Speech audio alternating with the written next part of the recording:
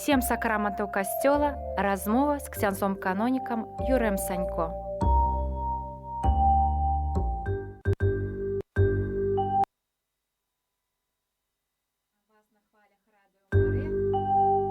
Не слышу. Хвала Христу, вітаем вас на хвалях Радыё Марыя. Вы таксама можаце нас і паглядзець на канале YouTube. І з вами сёння праграма «Сем сакраментаў касцёла» і тэма нашага выпуску – гэта сакрамент сужэнства. А ў эфіры працуюць вядучыя, гэта ксёндз-канонік Юрый Санько, пробач парафіі Святой Троіцы Святого Роха на Залатой Горцы ў Мінску і Надзея Бука. Пахвалёны Ісус Христос. Пахвалений Ісус Христос, вітаю вас, поважані радіослухачі і ті, хто сочить і глядить нас у прямому ефірі.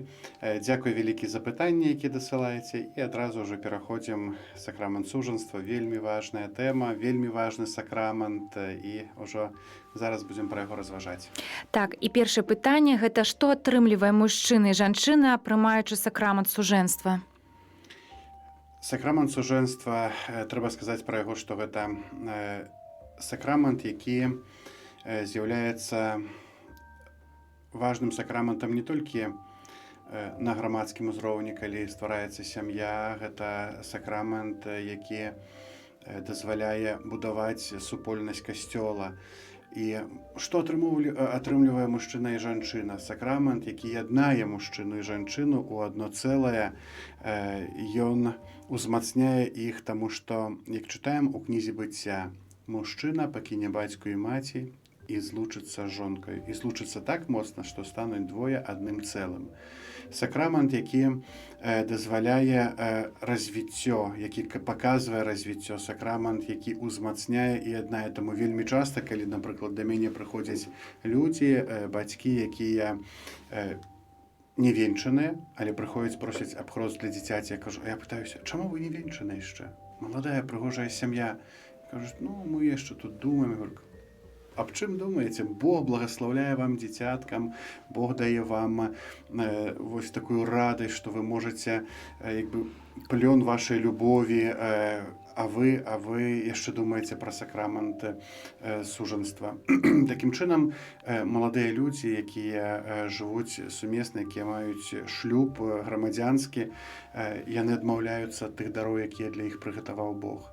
Што такое сужэнства? Сужэнства – гэта саюз, і пра саюз мы чытаем ужо таксама ў Бібліі. Гэта ён мае значэнне не толькі светскае, але таксама і духоўнае, таму што Бог, які стварыў чалавека на свой вобраз і сваё падабенства, ён таксама з ім заключыў дамову, саюз, абяцаючы Абрагаму, што яго патомства будзе як зоркі на небе, заключаючы саюз з народам ізраільскім. Праз Езуса Хрыста, праз Сына Божага Бог заключае саюз з кожным чалавекам. Таму саюз паміж мужчынай і жанчынай – гэта правобраз гэтага саюзу. І тут, кажучы пра саюз мужчыны і жанчыны, мы павінны бачыць не толькі двух асоб, але саюз чалавека з Богам. І таму сакрамент сужэнства – гэта важны крок у развіцці чалавечай асобы. Гэта важны момант у узбагачэнні чалавечай асобы. Гэта момант, калі чалавек можа рэалізавацца і рэалізаваць той план, які Бог на самым пачатку пры стварэнні сусвету дае чалавецтву. Пладзіцеся і памнажайцеся, і напаўняйце зямлю. Валодайце ёю над рыбай марской, над птушкай нябескай, над усімі жывёламі паўзунамі на зямлі. Вось той галоўны запавет, які мы маем ад Бога. Скажыце, якую ролю адыгрывае святар падчас сакраменту сужэнства? Вельмі цікавае пытанне, і сапраўды гэта адзіны сакрамент, дзе святар з'яўляецца афіцыйным сведкай. Не той, хто з'яўляецца галоўным пры ўдзяленні сакраменту, таму што галоўнымі ў сакраменце сужэнства з'яўляюцца самі сужэнцы. Таму што яны адно аднаму складаюць прысягу, кажуць прысягу, прамаўляюць прысягу. Я цябе выбіраю сабе за жонку, за мужа, абяцаю каханне, абяцаю вернасць у горасцях і ў радасцях. І гэты саюз заключаецца паміж мужчынай і жанчынай. Яны становяцца адным цэлым, і святар з'яўляецца толькі афіцыйным прадстаўніком. І ў гэтым ёсць таксама прыгажосць гэтага сакраменту і важнасць сакраменту. І калі калі сустракаешся, размаўляеш з маладымі людзьмі, ты ім паказваеш гэта, яны у захапленні, што яны вось такія, што яны зрабілі робяць такі адказны крок у сваім жыцці, адказны крок, таму што гэты крок, які дазваляе закаханасці перарастаць у любоў, таму што сужанства. Многія кажуць, чаму святар разважае пра сужанства, да, можа разважаць нешта, што ён там ведае пра сужанства, жывучы ў цэлібаце. Але святар таксама не зваліўся з Марса. Я вырас у сям'і, я бачу, як жывуць мае бацькі, як яны развіваюцца, як яны падтрымліваюць аднаго, як яны суперажываюць адно за аднаго. Вось гэта сапраўднае сужанства, прыклад нашых бацькоў. Я вырас у сям'і, дзе бацькі былі па-сапраўднаму такой адным цэлым. Цяжка было сабе ўявіць маму без тата, альбо тату без мамы. Вось таму гэта роля святара, ось, вяртаючыся да пытання, яна такая больш афіцыйная, зацвярджэнне сужанства. Нам дасылаюць вось пытанні, і вялікі вам дзякуй за іх. Вы таксама можаце даслаць іх і пазней, пасля праграмы мы абавязкова іх агучым. І вось наступнае пытанне: чаму касцёл так заахвочвае захаваць чысціню адносін перад шлюбам?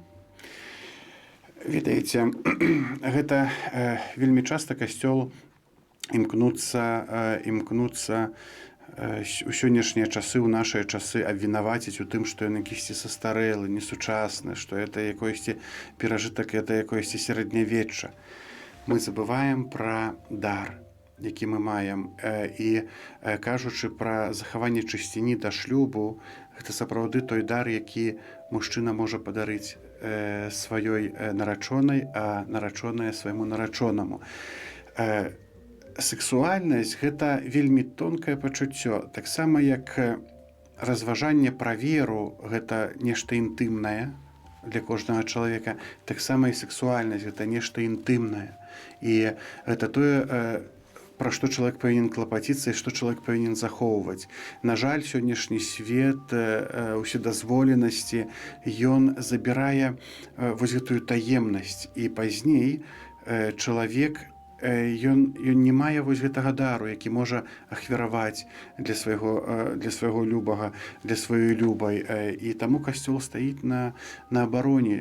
І калі нават ідучы далей, то гэта вядома, што сакрамент шлюбу не заключаецца толькі ў сексуальнасці мужчыны і жанчыны і не трымаецца толькі на гэтым. Гэта дапаўненне, гэта той дар, які павінен заўсёды весці да нараджэння дзіцятка. Тут цяжка сабе ўявіць якуюсьці разбэшчанасць і тое, што будзе супярэчыць,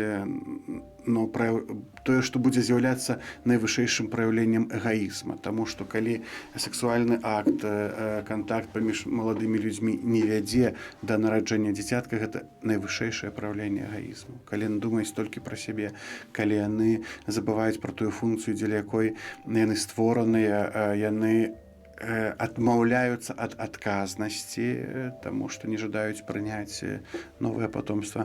Таму касцёл перасцерагае, касцёл жадае паказаць, што і сексуальнасць, яна мае сваё важнае значэнне ў сужанстве. І вось такое захаванне вось гэтай чысціні, быццё ў гэтай чысціні, яно дадае, як бы узносіць гэтыя адносіны на іншы ўзровень. Не на такі бытавы, што вось як хачу, так і сябе вяду. Не. Мы павінны дакладна ведаць і дакладна адчуваць і перажываць, што ўсё ў сваім жыцці мае сваё месца. Вось таксама сексуальнасць. А ў якім выпадку можна прыняць другі раз сакрамент сужэнства? Ці існуе ў каталіцкім касцёле такое паняцце, як развод? Сакрамент сужэнства можна прыняць толькі адзін раз у жыцці. Развод можа адбыцца у касцёле толькі тады, калі адбываецца па натуральных прычынах, калі памірае адзін з сужэнцаў. Тады можам казаць, што гэта развод. Все, адзін з сужэнцаў памёр, адышоў у вечнасць за ўзнагароду да пана, і тады У іншых выпадках у касцёле няма разводу. Езус Хрыстус, устанаўліваючы сакрамент сужанства, ён ідзе крыху далей, ён кажа, што Маісей за жорсткасці вашых сэрцаў дазволіў аддаляць жонку. Вось таму той, хто аддаліць сваю жонку, ён будзе распуснікам. Хто возьме новую жонку, будзе распуснікам. Яна, калі пачне жыць, будзе распусніцай. Вельмі важная вартасць. Ад самага пачатку стварэння свету, вось тое, што сказаў на пачатку, гэта важны сакрамент, і гэтая еднасць у касцёле падтрымліваецца. У касцёле не можа быць, няма мовы пра развод.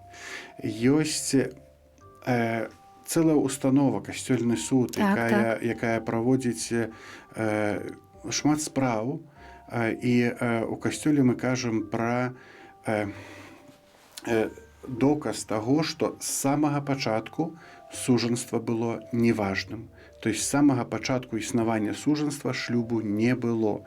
І для гэтага ёсць рад прычын. Я зараз, можа, пра гэта больш падрабязней і, напэўна, ўжо разважалі нашы кананісты, спецыялісты кананічнага права. Вось. Але ёсць рад прычын, пры якіх, калі святары пачынаюць разбірацца ў гэтым сужанстве, яны заўважаюць, што ад самага пачатку шлюбу не было. Таму што шлюб гэта той саюз, які заключае мужчына і жанчына, але улічваючы гэтыя прычыны, утойванне якіхсьці спраў, нешчырасць пры заключэнні сужанства, ўсё гэта ўплывае на тое, што пазней прымаецца рашэнне, што ад самага пачатку не было сужанства, шлюбу не існавала. І тады выдаецца спецыяльны дакумент. Это вялікая справа, гэта не адзін святар вырашае, ёсць некалькі суддзяў, ёсць адвакат, які абараняе сужанства, ёсць той, хто знаходзіць вось гэтыя моманты, якія маглі супярэчыць сужанству. Это вялікі працэс, вялікая праца, таму што ніхто са святароў не можа ўзяць на сябе адказнасць, сказаць, што у шлюбу не было так проста. Не.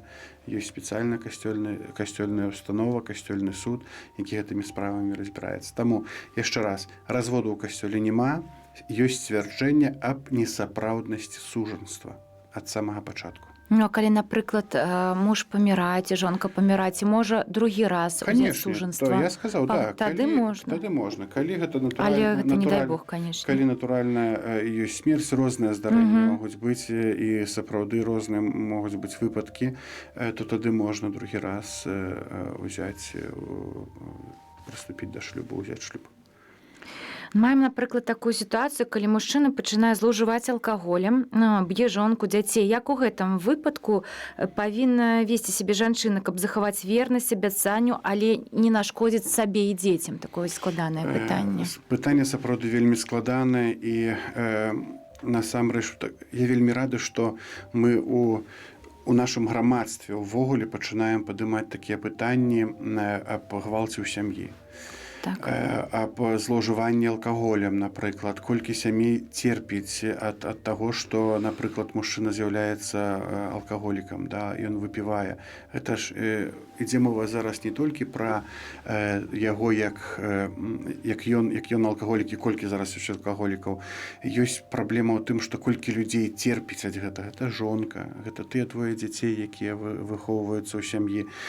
Канешне, касцёл у такіх момантах, калі ёсць, напрыклад, насілле ў сям'і, гвалт у сям'і, касцёл нават дазваляе з'ехаць жонцы ў іншае месца. Заклікае да паправы мужчыны, каб сапраўды захаваць сужанства. І таму ёсць такі шанец. Канешне, найчасцей у нас здараецца так, што проста жанчыне няма куды паехаць. Нацерпіць да апошняга. Вось. І таму тут я бы параіў адразу не затойваць, вяртацца да свайго душпастара, і ён заўсёды дапаможа вам параіць, як трэба паступіць. Не маўчаць, так? Не маўчаць. трэба нагадаць, што няма якосьці агульнай формулы ў вырашэнні дадзеных пытанняў. Ёсць індывідуальны падыход. І ў гэтых пытаннях мы павінны падыходзіць індывідуальна. Прыходзіць жанчына, расказвае пра сваю праблему і разам сядаем і вырашаем, як быць далей, як быць з дзеткамі, як быць увогуле з сужанствам. Таксама вельмі складана яшчэ другая складанасць, што шмат сужанстваў змешаных. Напрыклад, каталікі праваслаўныя, каталічка і праваслаўная. Вось. І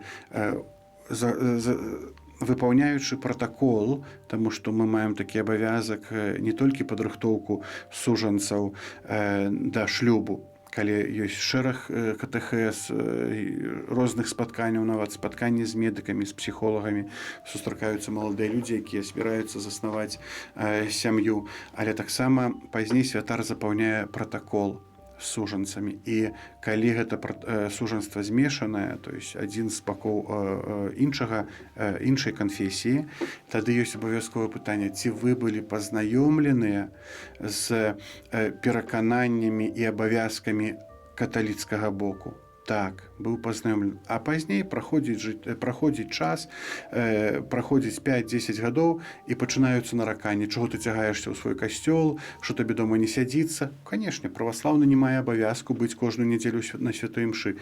Каталік павінен быць. Каталік дае абавязак і прысягу, што пастараецца, каб усе дзеці, якія народзяцца ў шлюбе, былі выхаваны ў веры каталіцкай, у касцёле. Вось. І пазней узнікаюць такія пытанні. І гэта, канешне, вельмі складана. Асабліва складана, калі пачынаюць яшчэ бацькі дапамагаць аднаго другога боку у вырашэнні тых жыццёвых пытанняў, якія ўзнікаюць у сям'і. Таму першае, аб чым я прашу маладых, каб яны заўсёды размаўлялі, каб яны знаходзілі час для сябе, каб сужанства не разбівалася пра гэты штодзённы быт, калі кожны сабе надумаў якіясьці абавязкі адно для аднаго, пра гэта не агучыў, пазней накапліваецца гэтая абіда і гэтак далей. Вось, каб размаўлялі, каб быў дыялог, каб мы умелі сказаць прэтэнзіі, каб мы умелі сказаць тое, што нам можа не падабаецца, але тое, што нам не балюча, але любоў гэта адказнасць за другую асобу. І калі, канешне, ты не атрымоўваеш узаемнай любові, гэта вельмі складана. Аднабаковая любоў, яна балючая. Калі ты любіш, а не атрымоўваеш адказнасці. І таму любоў нараджаецца ў сужанстве, любоў нараджаецца і адказнасць адно за аднаго, свядомасць таго, што я выбіраю гэтага чалавека, каб ён быў, як гэта ў адным з фільмаў бачу, што я выбраў гэтага чалавека, каб ён быў сведкам майго жыцця. Вось, это вельмі прыгожа. Ёсць у гэтым такі таксама глыбіня і сэнс. Вось, таму касцёл стараецца дапамагаць. Касцёл заўсёды робіць вялікі акцэнт на сям'ю, на моц сям'і, каб сям'я была моцная. Таму што калі моцныя будуць нашыя сем'і, моцнае будзе і грамадства, моцны будзе і касцёл. І таму касцёл заўсёды будзе на абароне сям'і, гэтага натуральнага, натуральнага касцёла, жывога касцёла, таму што сям'я гэта тая маленькая супольнасць, у якой развіваецца вера, захоўваюцца традыцыі, пераказваецца вера. Дзякуй. Ну вось і падышла наша праграма к канцу, але я ведаю, што ў ксяндза Юры ёсць яшчэ навіны і анонс, так? Так, канешне, ёсць анонс у нас. Гэта ўжо 7-й сакрамент, пра які мы разважаем, і з Божым благаслаўленнем будзем працягваць нашыя перадачы, і ўжо ў наступны раз, на пачатку чэрвеня, калі сустрэнемся, будзем разважаць пра сакраменталіі. Таму, калі ласка, дасылайце пытанні, якія вас цікавяць, пра асвячэнне, благаслаўленні, пра пахаванне, таму што, як ужо ў минулай перадачы мы ўзгадвалі, што ёсць шмат традыцый, шмат народных якіхсьці павераў, якія вельмі часта супярэчаць веры каталіцкай, традыцыям каталіцкім. Давайте разам будзем у гэтым разбірацца. Гэта важнае пытанне, гэта частка нашага жыцця, і таму ці трэба, каб вадзічка папала пры асвячэнні свечак, ці там страў на велікодны стол, ці не абавязкова, што, як быць, як у гэтых момант себе паводзіць і гэтак далей. Пра гэта ўсё будзем разважаць. Таксама Многія з вас пытаюцца, што ж будзе ў гэтым годзе ці будзе працэсія Божага цела, таму што вельмі шмат звычайна пытанняў. апошняя нядзеля мая гэта у нас была працэсія Божага цела. У мінулым годзе за пандэміі не было. У гэтым таксама не будзе ў апошнюю нядзелю мая, а будзе так, як прадпісвае нам каляндар. 3 чэрвеня біскуп просіць у Мінску праводзіць святыя імшы ў парафіях. А па магчымасці, хто можа, запрашае біскуп усіх на Залатую горку да нас у парафію. Гэта вялікі гонар, што была выбрана наша парафія, але ёсць і месца, каб правесці агульнамінскую такую імшу. У 10 гадзін яна пачнецца, і пазней агульнамінская працэсія Божага цела па тэрыторыі нашай парафіі. Таму ўсіх запрашаем, а мы ўжо рыхтуемся. Так, шчыра запрашаем усіх на Залатую горку. Гэта была праграма «7 сакраментаў касцёла» і вядучы ксёндз-канонік Юрый Санько. І Надзея Вока. Дзякуй. Пахвалёны Ісус Христос. Пахвалёны Ісус Христос. З Богом. 7 сакраментаў касцёла. Размова з ксяндзом-канонікам Юрыем Санько.